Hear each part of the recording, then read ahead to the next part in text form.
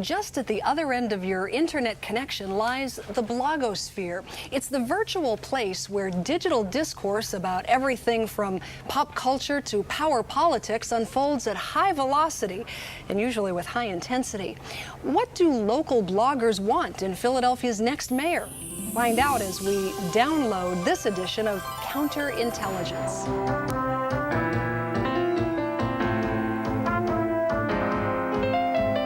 One of the things I think personally I'm looking for is someone who's willing to kind of change how the system operates. People who aren't afraid of ethics reform would be helpful. But we also have a real lack of leadership and a lack of vision, and that's really what I'm looking forward to in 2007. The idea of building up Center City, I think, was probably the right one and focus on that.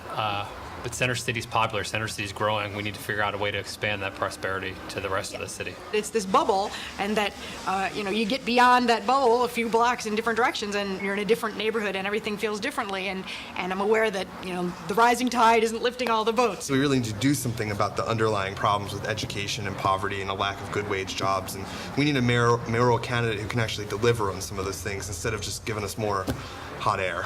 Well, way too many people have tuned out. It's too messy. City Hall is just too messy. The pay-to-play culture and the way that elections are run here, that stuff has to change too. Giving organized people as much voice as organized money. That's one of my favorite ways of distilling it. I want to see two things. I want to see someone, I want to see a progressive person who's going to tell me how he's going to develop the average Philadelphia neighborhood and how, schools are going to get fixed. But I also want to see him, say that he's going to make some structural changes to how our government functions. Clearly a hot issue is going to be the casinos and how to protect the neighborhoods that they go into so that they can be of some benefit to the city without undermining whole communities or, becoming kind of a blight on the local people. My pet issue is public transit funding. Public transit funding makes us more attractive to young people from places like New York and Boston, but it also makes a real difference in terms of low-income people's lives. So it's the mayor who can do that kind of balancing act by finding the issues that appeal broadly to everybody is the one who's going to be really successful, I think, in making change.